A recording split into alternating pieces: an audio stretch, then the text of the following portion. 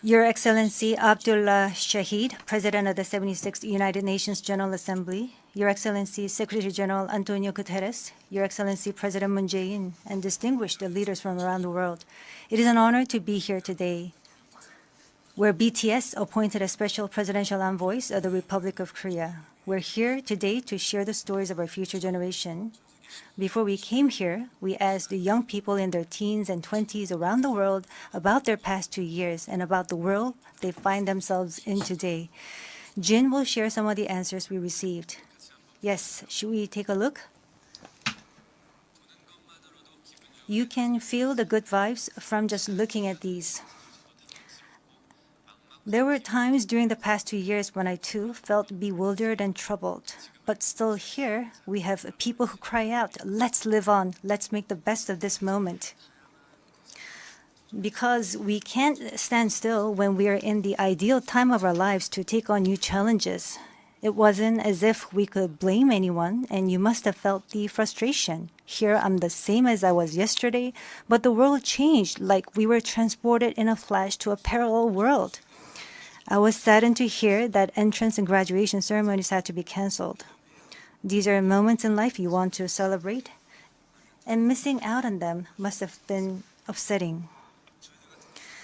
We were heartbroken when our long-planned concert tours were canceled. And for a while, we yearned for the moments we wanted to make complete. Yes, it was a time for us to mourn for the things that COVID took away from us. A time to discover how precious each and every moment we'd taken for granted were. Suga mentioned the precious things we'd taken for granted, and lots of people answered our question by sharing pictures of their precious moments. Many people showed how they share their moments with nature.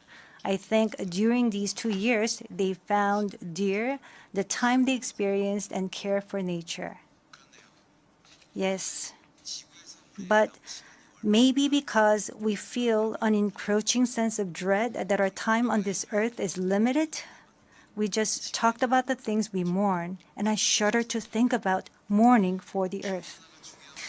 Everyone agrees that climate change is an important problem, but talking about what the best solution might be, that's not easy. It's a topic that's tough to make conclusions about.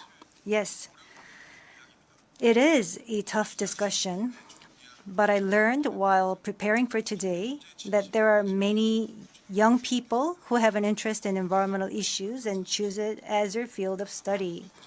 The future is unexplored territory, and that's where we, more than anyone, will spend our time. So these young people were searching for the answers to the question of how we must live that future.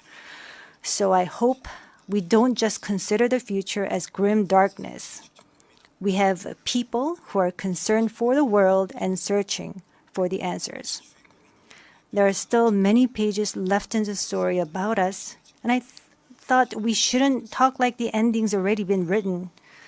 Of course, sometimes the world seems stuck in place even if you're ready to go. Sometimes it feels like you've lost your way. There was a time when we felt the same way. I've heard that people in their teens and 20s today are being referred to as COVID's lost generation. That they've lost their way at a time when they need the most diverse opportunities and must try new things. But I think it's a stretch to say they're lost just because the paths they tread can't be seen by grown-up eyes. Yes, take a look at these pictures. Here we have many who are trying hard to continue their friendships online in new ways, start learning new things, live healthier lives. I'm sorry, excuse me. 네, 새롭게 공부를 시작하고 더 Yes, these kids are trying to learn new things and trying to figure new things out. They don't look lost. They look like they are finding new courage and taking on new challenges.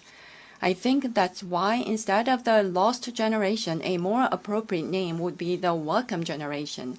Because instead of fearing change, this generation says welcome and keeps forging ahead. That's right. If we believe in possibilities and hope, even when the unexpected happens, we will not lose our way, but discover new ones. There will be choices we make that may not be perfect, but that does not mean there will be nothing we can do. That's what I think. What is important are the choices we make when we're faced with change, right? Some of you heard the news that we're coming to the UN, and a lot of you were wondering whether we have been vaccinated. And I'll take this opportunity to say yes. All 7 of us, of course, we received vaccinations. The vaccination was a sort of ticket to meeting our fans waiting for us and to being able to stand here before you today.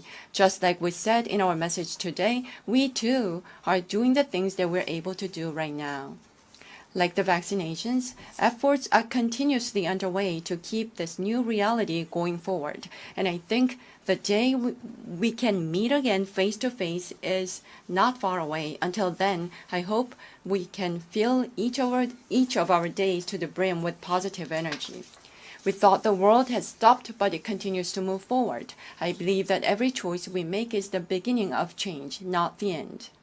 I hope that in this nascent new world, we can all say to each other, welcome. And now, as we look forward to this future, the permission to dance is our message of welcome that we want to share with everyone today.